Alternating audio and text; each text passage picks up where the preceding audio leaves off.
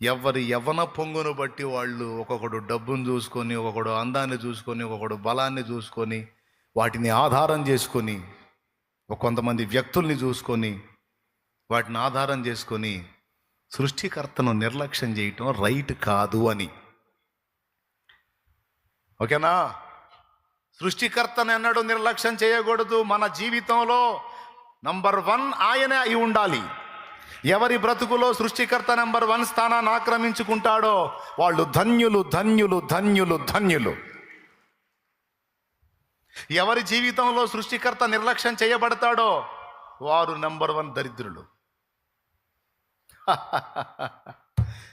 ధనవంతుడు నేను ధనవంతుడిని అనుకున్నాడు. ఎంతకాలం ఉంది వాడి భోగం? విజయము సాధించినట్టి వీరుడు సికందరు, భుజబలమున గెలచినవని